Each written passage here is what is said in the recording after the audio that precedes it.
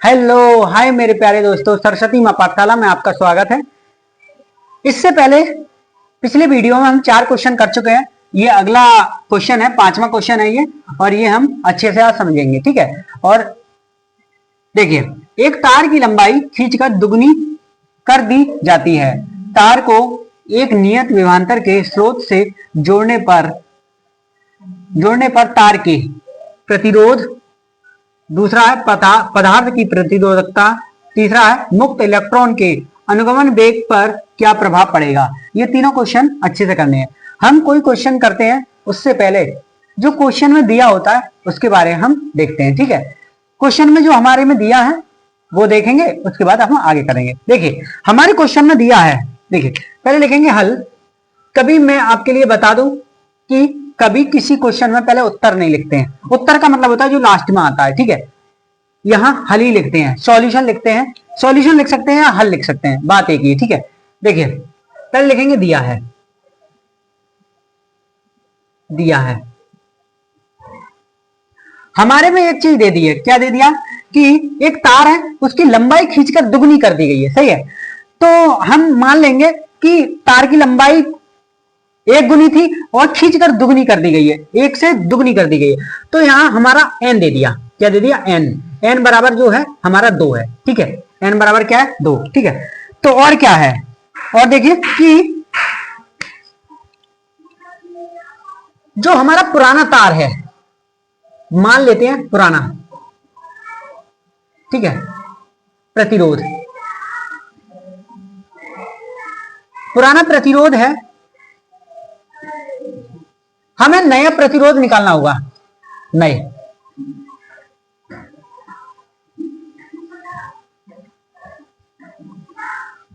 बनेगा, दुगना बढ़ रहा है, तो हम नंबर ऑफ n क्या है? n स्क्वायर, इस तरीके से मान लेते हैं गुणा, ठीक है। तो इसे मान लेते हैं, नए को हमारा r डैश है और इसे मान लेते हैं n स्क्वायर, ठीक है, और गुणा पुराना है r, सिर्फ r प्रतिरोध, ठीक है। अब इनकी वैल्यू रख देंगे, इनकी वैल्यू रख देंगे तो हमारा ये आ जाएगा। तो क्या होगा? नया निकालना है हमें, तो r डैश बराबर n की वैल्यू क्या है? 2, सही है, 2, और r डैश बराबर 2 दूनी 4 r, यानी कि जो नया प्रतिरोध आएगा r डैश आएगा हमारा 4 गुना आएगा। इसका क्या आएगा? 4 गुना, ठीक है। पुराने का 4 गुना आएगा, ठीक है। आपको अच्छे से समझ में आ चुका हो। यही हमारा पहले का आंसर है, पहले क्वेश्चन का आंसर है, ठीक है। अब लिखेंगे, अब दूसरा देखेंगे, पदार्थ की प्रतिरोधकता क्या होती है, ठीक है। उससे पहले ये उतार लीजिए।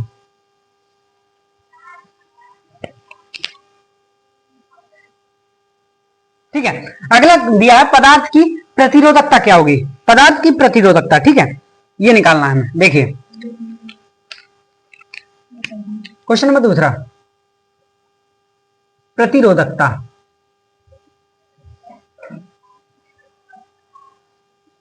प्रतिरोधकता नियत रहेगी, क्योंकि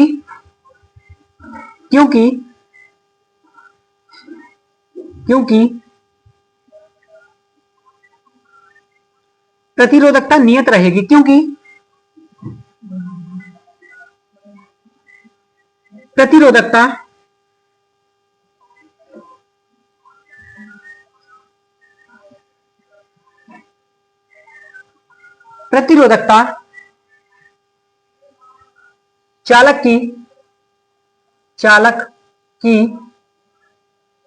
चालक पर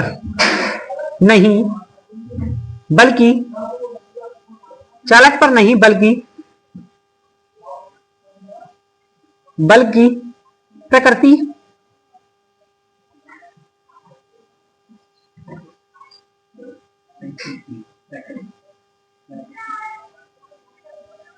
प्रकृति पर निर्भर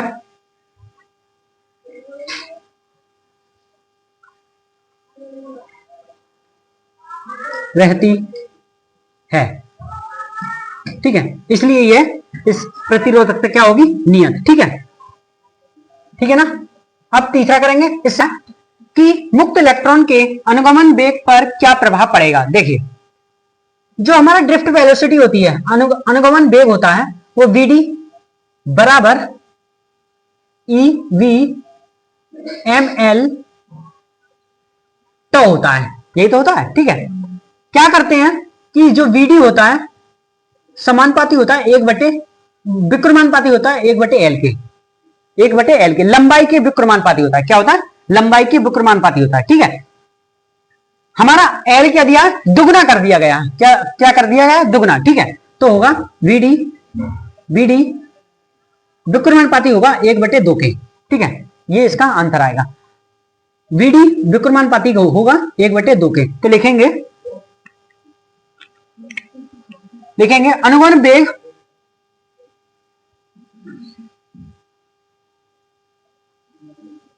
अनुगमन वेग आधा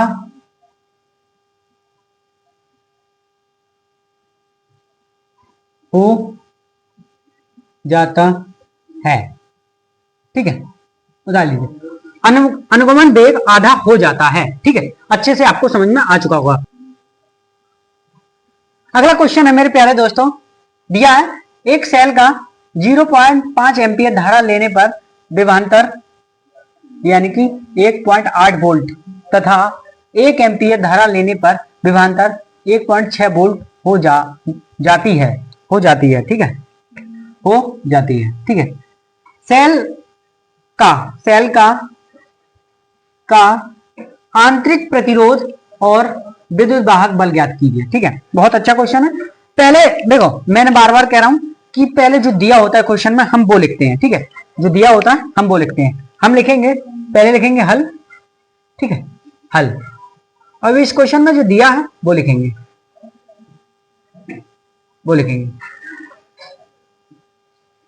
हमारे इस क्वेश्चन में दिया है, देखिए क्या दे दिया, उसने कहा सेल का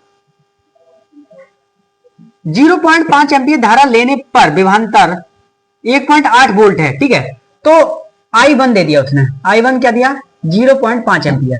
ठीक है, और V1 दे दिया। V1 क्या है? 1.8 वोल्ट, 1.8 वोल्ट। ठीक है, एम्पियर।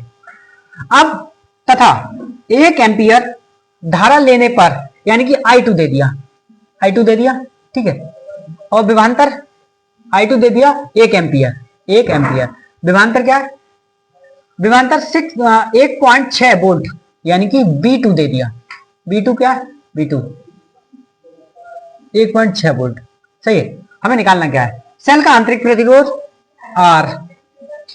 ठीक है, और क्या निकालना? विद्युत वाहक बल यानी कि E निकालना। ये दोस्तों ये हमने गिवन लिख लिया। ठीक है, उसके बाद हमारा एक फॉर्मूला होता है विद्युत वाहक बल का, यानी कि I, ठीक है, और आंतरिक प्रतिरोध R। ठीक है, प्लस I और बाह्य प्रतिरोध R। ठीक है, ये दो प्रतिरोध होते हैं। ठीक है, हम इस बाह्य प्रतिरोध को B बराबर IR कहते हैं। ठीक है, B बराबर IR, इस तरीके से। तो हम IR की जगह पे V रख देंगे, तो IR प्लस B, इस तरीके रख दिया। ठीक है, हमें एक समीकरण बनानी है। पहले इसमें दिया क्या है, हम इस I को मानेंगे I1, इसे मानेंगे I1 और ऐसी पूरी वैल्यू ऐसी रखेंगे। सही है, I1 का रख दिया। ठीक है, और इसे मानेंगे V1, इसे मानेंगे V1। ठीक है, ये मान लिया पहला। E हमारा दिया है नहीं, E निकालना है, हमें ऐसे ही रहने दिया। ठीक है, I दिया है, I दे दिया 0.5 है। ठीक है, R, और V दिया है प्लस B क्या है? B1 8.8। ठीक है, ऐसे रहने दिया। अब हम क्या करेंगे, एक साइड में ले जाएंगे, इसे इधर ले जाएंगे, या ऐसे रहने दें, समीकरण नंबर हम इसे 1 मान लेते हैं। ठीक है, मान लिया। सही है, अब दूसरा देखो, दूसरा इसी से I2 माना, इसे R प्लस B2 माना, B2 मान लिया। ठीक है, अब क्या करेंगे, I2 कितना? 1 एम्पियर R। ठीक है, B2 कितना? प्लस 1.6। सही है, इसे मान लिया समीकरण नंबर 2, इसे माना समीकरण नंबर 2, सही है। अब क्या करेंगे, समीकरण नंबर 1 या 2 से हमें निकालना क्या है, आंतरिक प्रतिरोध, समीकरण नंबर 1 या 2 से, ठीक है। समीकरण 1 व 2 से, सही।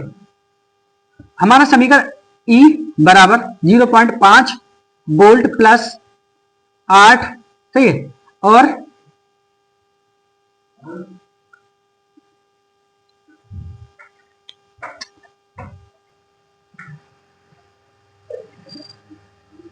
ठीक है।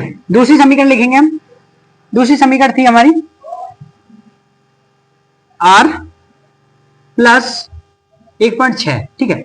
इसे हम माइनस माइनस साइन चेंज कर लेंगे, ये दोनों तो कट जाएंगे, ये दोनों कट जाएंगे, ठीक है। यहां बचेगा 0, सही है। तो हमारा बच्चा यहां पे माइनस का 0.5 R, ठीक है, प्लस एक, अब इन दोनों को माइनस करेंगे तो 1.6 गए तो 0.2 बचे, ठीक है, ये तो बचा। अब एक काम करेंगे, इसको पूरे को इधर ले आएंगे, 0.5 R बराबर 0.2 R, ठीक है, 0.2 बटे 0.5, ठीक है, तो 0.5, तो R की वैल्यू आई हमारी 2/5, ये हमारा आंतरिक प्रतिरोध आ गया, ये हमारा क्या आ गया, आंतरिक प्रतिरोध, यही हमारा आंसर है, ठीक है। उतार लीजिए, ये अच्छे से उतार लीजिए, ठीक है।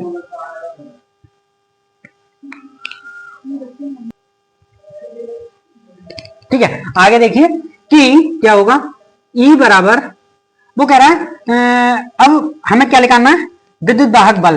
तो हमने 2 समीकरण ली थी, उसमें से एक समीकरण में हम R का मान रख देंगे और हमारा विद्युत वाहक बल बाहर आ जाएगा, ठीक है।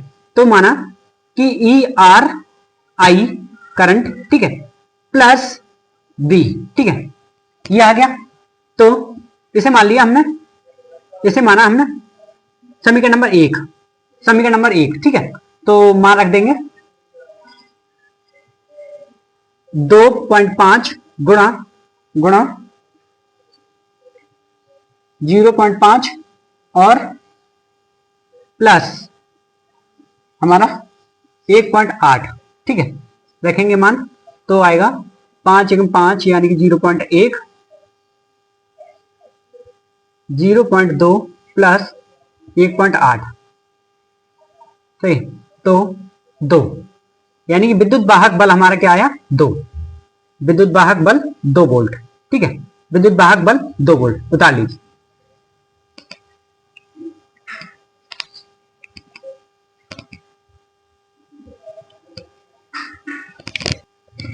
मेरे प्यारे दोस्तों, ये अगला क्वेश्चन है, देखिए किस तरीके से होगा कि ए व बी बिंदुओं के बीच तुल्य प्रतिरोध ज्ञात करना है, ठीक है, बहुत इजी क्वेश्चन है, सही है। देखेंगे हल, देखिए आपको दिख रहा है कि यहां से हम शुरू करेंगे, ये तो हमें ये क्या मालूम पड़ रहा है, यहां से यहां ये कोई छड़ है, उसे उल्टा कर देते हैं, सीधी है और उल्टा कर देते हैं, तो ये क्या है, 5 प्रतिरोध 5 प्रतिरोध, तो ये किस में, श्रेणी क्रम में, ठीक है, ये श्रेणी क्रम में है, ठीक है, ये श्रेणी क्रम में। तो माना हमने ये इस तरीके का है, ये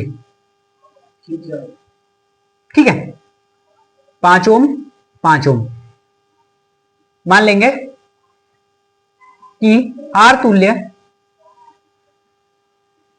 इसे मान लेते हैं, ऐसे मान लेते हैं R1 बराबर R dash plus R double dash, ठीक है। तो इसे R डैश मान लिया, इसे R डबल डैश, ठीक है। तो R डैश 5 है, R डबल डैश 5 है, ठीक है। इनका मान आएगा 10 ओम, ठीक है, 10 ओम, यानी कि R1 हमारा आया 10 ओम, ठीक है, 10 ओम। अब ये होने के बाद इसे मान लेते पहला, दूसरा, देखिए दूसरा, ये होने के बाद अब ये आया, इस तरीके से कन्वर्ट हो गया, ये, ठीक है, इस तरीके से कन्वर्ट हो गया। तो हम इसे मानेंगे 10 ओम, ये 10 ओम है हमारा R1, और इसे मान लेंगे 5 ओम, ये 5 ही ओम तो है, इसे अब इसे करेंगे, ठीक है। तो लेंगे इन दोनों को, इसका आया ये दोनों का श्रेणी क्रम का आया, इससे आया 10 ओम, ठीक है, और ये हो गया, तो ये समांतर क्रम हो गया, ये दोनों मिलकर के समांतर क्रम इस तरीके को कन्वर्ट हो गए, ठीक है। तो हमने माना 1/R2 डैश, इसे मान लिया, ठीक है, पूरे को, तो मानेंगे R1, इसे R1 और प्लस R2, इसे क्या मान लिया R2, ठीक है, इसे नीचे वाले को R2, तो इसे करेंगे तो क्या होगा, ये क्या है 10 ओम प्लस नीचे वाला 5 ओम, दोनों को रखेंगे तो आएगा 1 + 3/10, ठीक है, 2 है ये, ठीक है, 2/10, तो 3/10, यानी कि हमारा R तुल्य R-2 आया हमारा, R-2 आया हमारा 10/3, ठीक है, इस तरीके आया, यही छोड़ देते हैं हम, ठीक है, क्योंकि हमारी वैल्यू लगाने में आसानी होगी। अब क्या करेंगे हम, अब ये सब श्रेणी क्रम में आ चुके हैं, ये सब श्रेणी क्रम में इस तरीके से,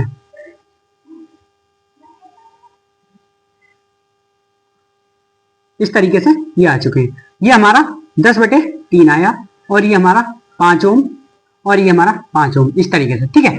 तो इसे करेंगे हम, इसे मान लेते हैं R3 डैश, इसे मान लेते हैं R4, इसे मान लेंगे R5, ठीक है, तो R-2 प्लस R4 और इसे मान लेंगे R5, ठीक है, इस तरीके से सभी जोड़ देंगे, R1/3 प्लस 5 ओम प्लस और 5 ओम, ठीक है, इनका एलसीएम ले लेंगे, 3 पंजे 15, 3 पंजे 15, 10, 15 और 15, ठीक है, 3, सही है, ये आ गया।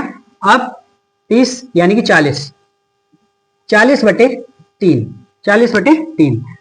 अब इसे काटेंगे, 3 एकम 3, बचा कितना 1, 10, यानी कि 3 तिया 9 पॉइंट, बचा फिर 3 तिया 9, ठीक है, तो आया हमारा R-3 बराबर 19.3 ओम, ठीक है, ये आपका आंसर आया पूरे सर्किट का, ठीक है।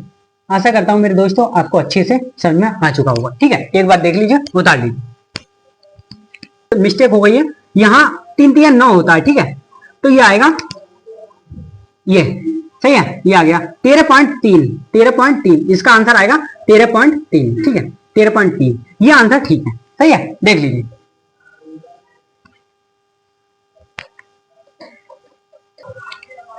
मेरे प्यारे दोस्तों, ये अगला क्वेश्चन है, दिए गए चित्र में विद्युत धारा I का मान ज्ञात कीजिए, ठीक है, ये क्या कौन सा है, किरचॉफ्स लॉ से है, ठीक है, ठीक है, इतनी धारा आ रही है उतनी धारा के बराबर होता है, जाने की बराबर होता है, ठीक है। देखिए हल, आपने अच्छे से ये पढ़ा था, ठीक है, आने वाली धारा के जाने वाली धारा के बराबर होता है, ठीक है, तो हमारे आने वाली धारा कौन कौन सी है,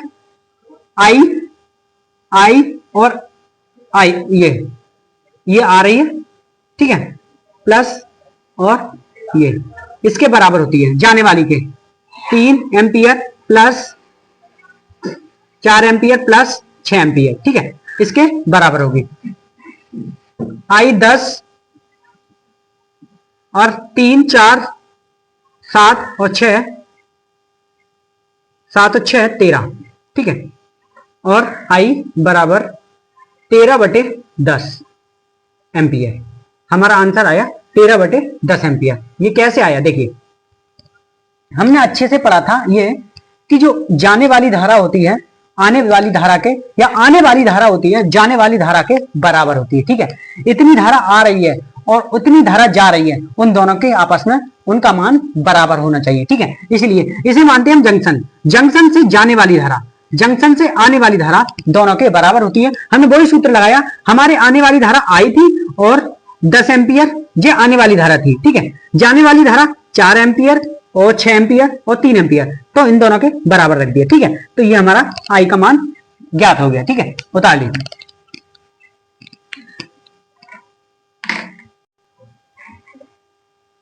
मेरे प्यारे दोस्तों, ये अगला क्वेश्चन है, एक 400 वाट की एक विद्युत केतली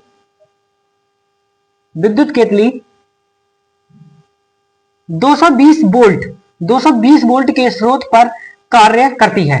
केतली का प्रतिरोध ज्ञात करना है। केतली का क्या ज्ञात करना है? प्रतिरोध। ठीक है, हम लिखेंगे हल।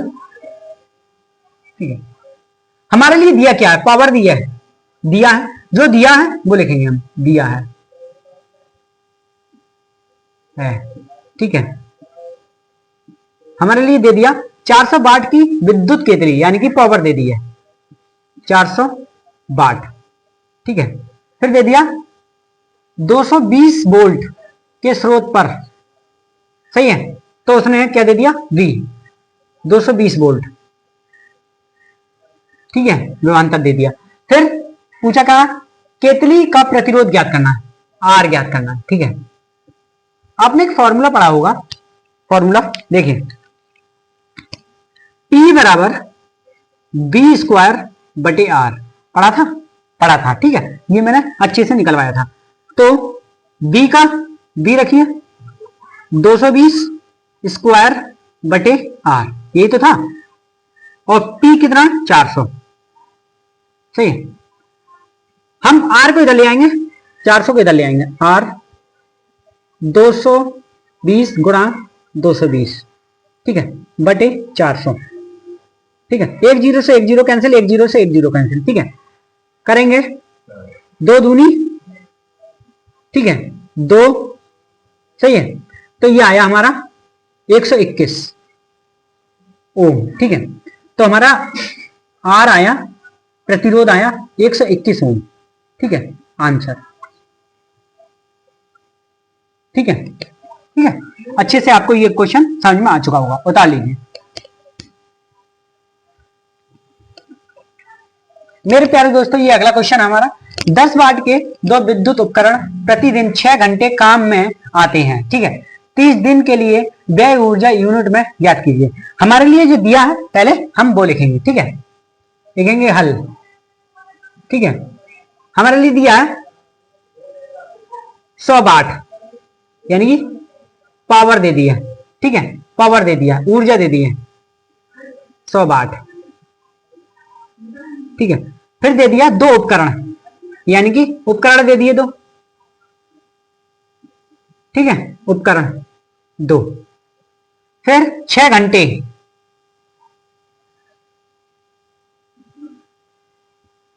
घंटे दे दिए हमारे 6। ठीक है, फिर क्या दिया है? और कुछ दे दिया। ठीक है, 30 दिन, 30। ठीक है, व्यय ऊर्जा बराबर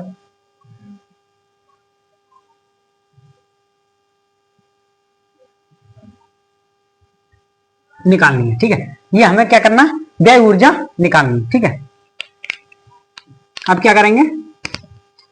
देखिए, सबसे सिंपल तरीका बता रहा हूं करने का, इन जैसे क्वेश्चनों को करने का। देखिए, हमारे पास दिया क्या है? इतना दिया है, तो हम करेंगे व्यय ऊर्जा। जब व्यय ऊर्जा निकालनी होगी तो ऊर्जा बराबर जो भी दिया है ऊपर, उससे नीचे भाग कर दो 1000 से, खत्म कहानी। ठीक है, क्या दिया है हमारे पास? ऊर्जा दे दी है, उपकरण की पावर। ठीक है, कार्य दे दिया। ठीक है, फिर उपकरण दे दिया। ठीक है, उपकरण, फिर ठीक है, घंटे दे दिए, घंटे। ठीक है, फिर क्या दे दिया? दिन दे दिया, कितने दिन। ठीक है, तो ऊर्जा कितनी दी है? 100 वाट। उपकरण 2, 6 घंटे, 6 और 30 दिन बटे 1000। ठीक है, जो कटेगा काटेंगे।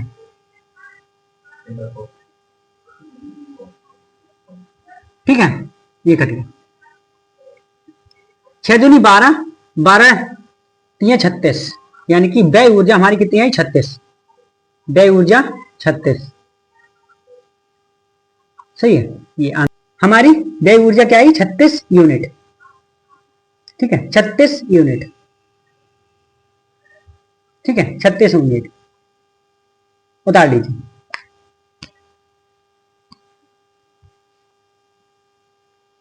मेरे प्यारे दोस्तों, इस चैप्टर के इतने क्वेश्चन थे वो मैंने करा दिए। और प्रत्येक टॉपिक से मैंने क्वेश्चन कराने की कोशिश की आपको। और अब हम कल नया चैप्टर स्टार्ट करेंगे और उसे लगातार देखिए और अच्छे से सीरीज वाइज देखिए, ठीक है। आपको प्रत्येक वीडियो प्लेलिस्ट में आपको मिल जाएंगी और अच्छे से देखिए। जो आपको क्वेश्चन नहीं समझ में आए या कुछ प्रॉब्लम होती है तो आप कमेंट में लिखकर जरूर भेजिए, ठीक है। वीडियो को लाइक कीजिए, चैनल को सब्सक्राइब कीजिए, अपने दोस्तों में भी शेयर कीजिए, ठीक है। धन्यवाद।